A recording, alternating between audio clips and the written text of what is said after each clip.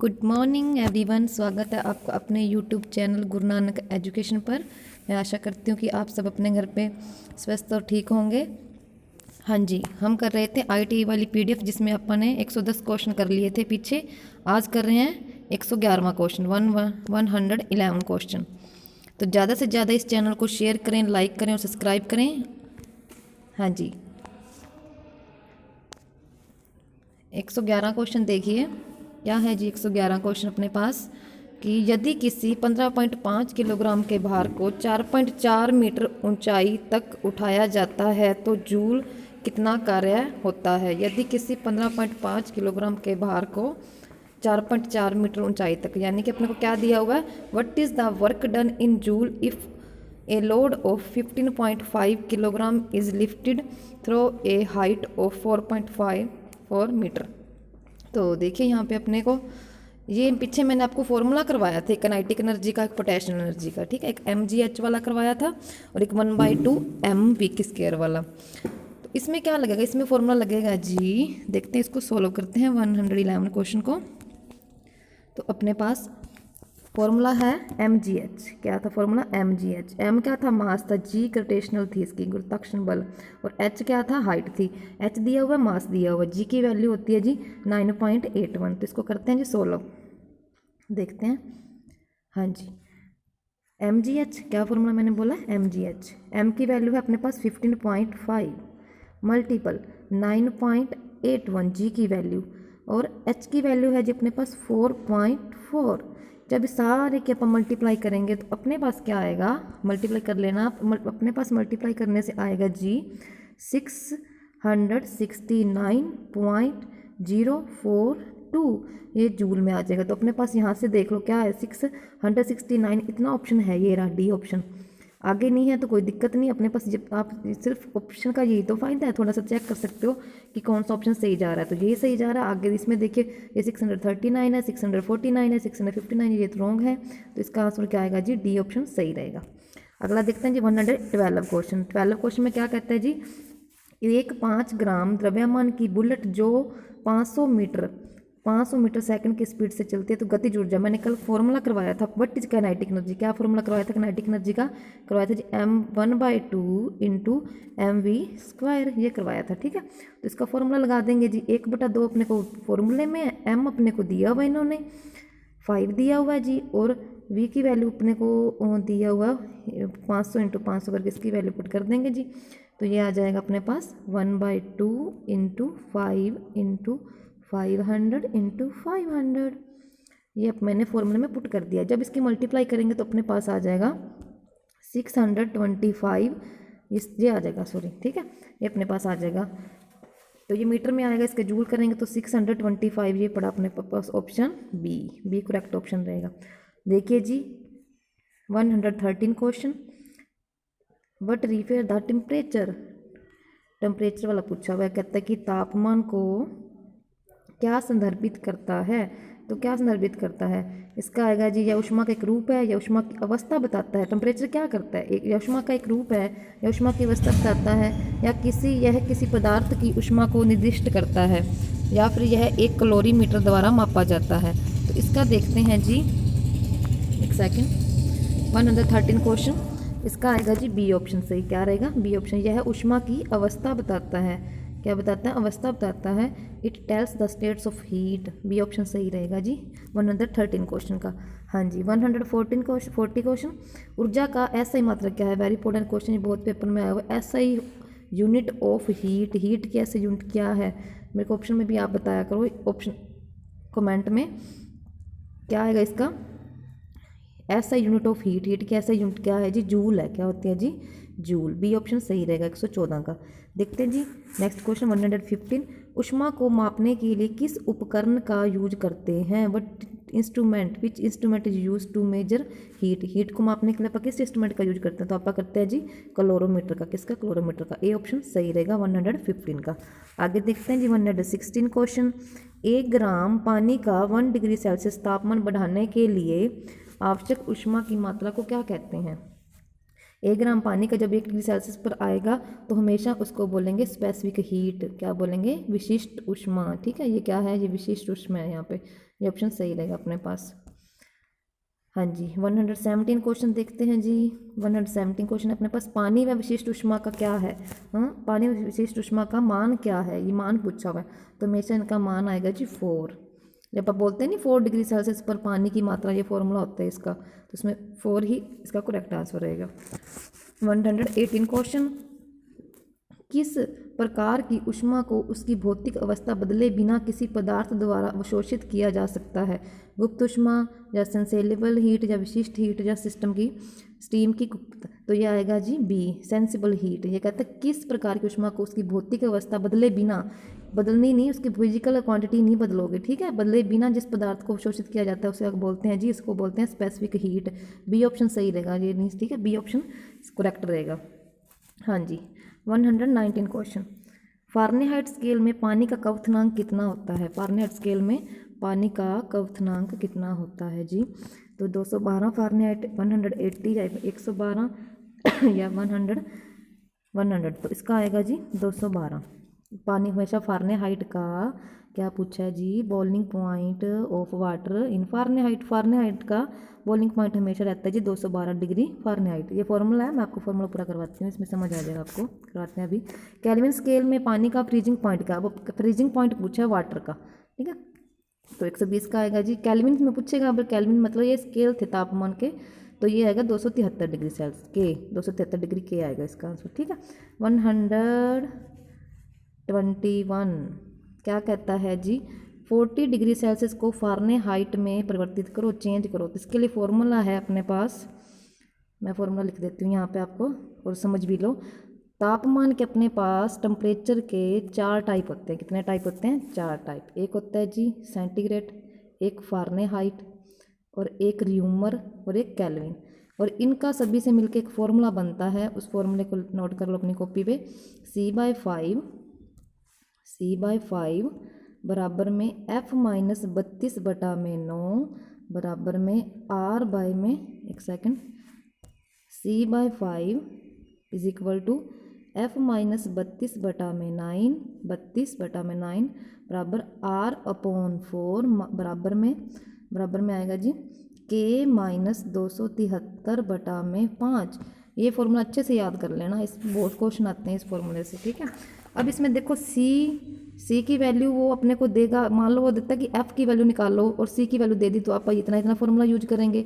अगर वो एफ का दे रहा है कि वो एफ की वैल्यू दी है और आर की निकालने, तो इतना यूज करेंगे, मतलब इन दोनों में से एक की वैल्यू दे देगा, ठीक है, और के और आर इनका देगा तो इन दोनों का यूज करेंगे। देखिए आप यूज करते हैं वो फिर समझ आएगा आपको। 120 क्वेश्चन चेक कर देखते हैं। 40 डिग्री सेल्सियस को फारेनहाइट, देखो सेल्सियस और फारेनहाइट का यूज करना है, सेल्सियस और फारेनहाइट, सेल्सियस और फारेनहाइट। अब सेल्सियस और फारेनहाइट वाला पहले फॉर्मूला लिखेंगे जिसमें सी और एफ दोनों यूज होते हैं। तो क्या था formula, C/5 is equal to F minus 32/9। अब C क्या है अपने पास, C यहाँ पे 45 है, तो यानी कि C की जगह 45 रख देते हैं जी। 45/5 बराबर में F माइनस 32, यही करते हैं इसको सॉल्व, तो अच्छे से समझ आ जाएगा आपको, ठीक है। देखिए अपने पास C दिया हुआ और F निकालना है, ठीक है। C/5 is equal to F minus 32/9।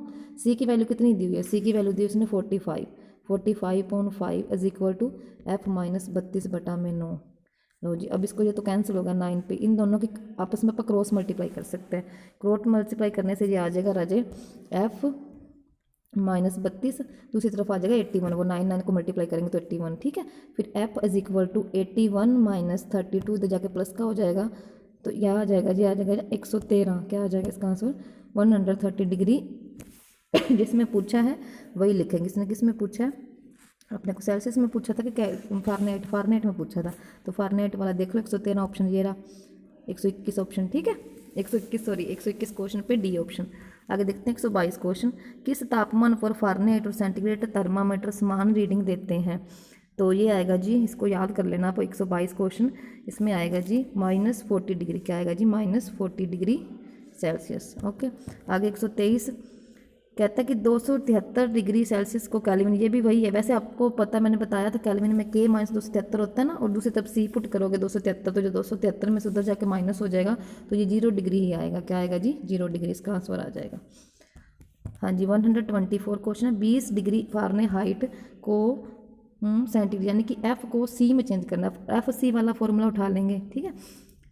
124 question में क्या करना है, एफ और सी वाला। तो एफ और सी वाला फॉर्मूला क्या है अपने पास, देखिए इसको करते हैं अपन। एफ माइनस 32/9 है जी, इज इक्वल टू सी बटा 5 है जी। इस बार एफ दे दिया, एफ कितना दिया 20 पुट कर दो जी। 20 minus 32/9 is equal to C by 5।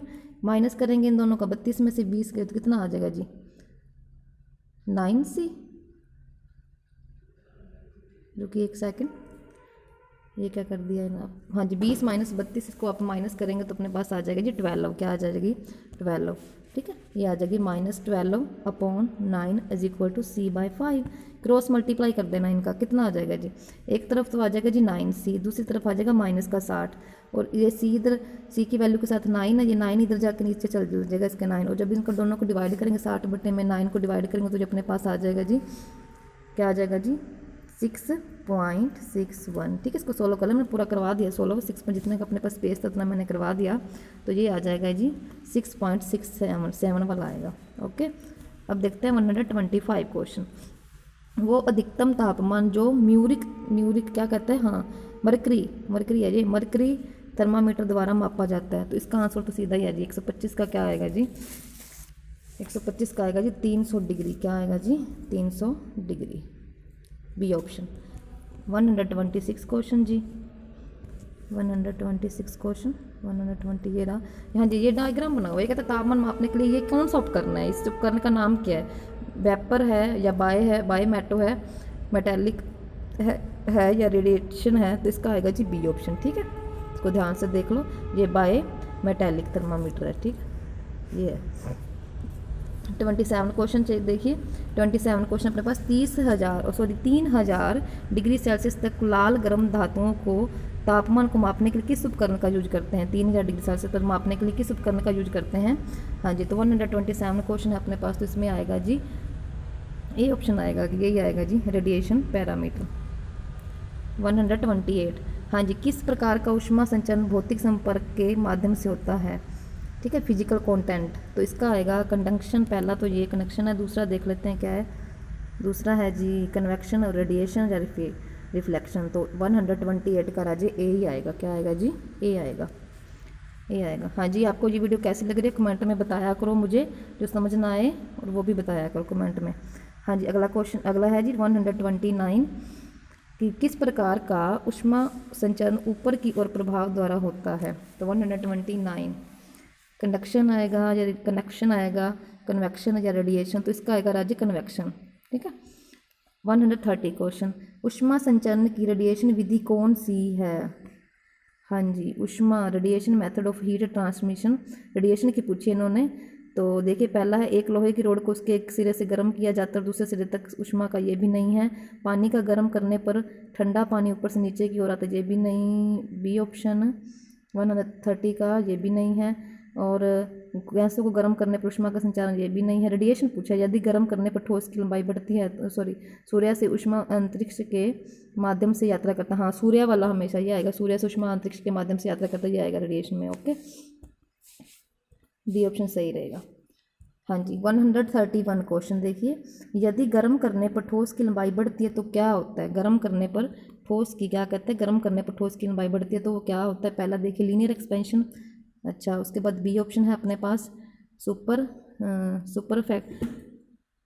Superficial expansion या घनीय या क्षेत्रीय। हाँ जी तो 131 का आएगा जी अपने पास ए, लीनियर ही आएगा, इसका क्या आएगा जी लीनियर आएगा, ओके।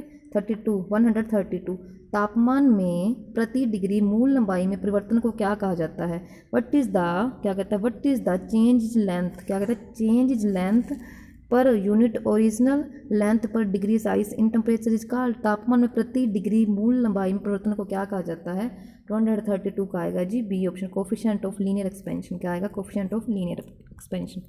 133 क्वेश्चन, एक सेकेंड, हाँ जी ये आ गया भाई कोफिशिएंट ऑफ लीनियर एक्सपेंशन वाले क्वेश्चन आ गए पूरे चैप्टर में से, आप इसको रीड कर लेना एग्जाम में।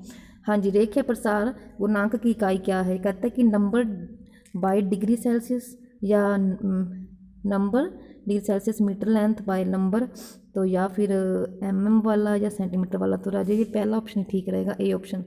ठीक है, number by degree Celsius. 134 question 2x, ये कहता है what is term use of 2x linear expansion. तो इसका आएगा 2x में कोफिशिएंट ऑफ फ्रैक्शन या कोफिशिएंट ऑफ लीनियर एक्सपेंशन या कोफिशिएंट ऑफ सुपरफिशियल एक्सपेंशन, ये आएगा जी। इसका क्या आएगा जी, इसका आएगा जी सी। 134 का आएगा राजे सी ऑप्शन। ठीक है, आगे देखते हैं 135 क्वेश्चन। 35 है जी 3x रेखे प्रसारण के लिए किस शब्द का यूज किया जाता है। तो 135 में आएगा जी, अब 3x है वो 2x था, याद रखना, यहाँ 3x है ना, वहाँ 2x था। तो ये घर्षण गुणांक या coefficient of linear expansion B आएगा या सी आएगा, ये तो नहीं आएगा क्योंकि वो 2 में तो ये आता है। ठीक है, कोफिशिएंट ऑफ सुपर फेशियल प्रसारण ये आता है उसमें, जिसका आएगा जी डी। ठीक है, घनीय प्रसार गुणांक कोफिशिएंट ऑफ क्यूबिकल एक्सपेंशन, इसका आएगा जी डी। ठीक है, आज कितने हो गए, आज अपने पास 135 क्वेश्चन हो गए। हाँ जी, जितने भी आपको पीछे मैंने क्वेश्चन करवाए हैं, जिसने ये पीछे वाली वीडियो नहीं देखी प्लीज़ वो वीडियो सारी देख लेना, तो ये आगे तुम्हें समझ आएगी। ये जो मैंने प्रीवियस वाले क्वेश्चन उठाए हैं, तो जितने बच्चों का पेपर हो रहा है उनके लिए ऑल दी बेस्ट, और जिनका हो गया उनके कितने क्वेश्चन इसमें से आए हैं वो भी मेरे को बताना। तो आज के लिए इतना ही, thank you very so much. ज़्यादा से ज़्यादा वीडियो को लाइक करना, शेयर करना और सब्सक्राइब करना। थैंक्स।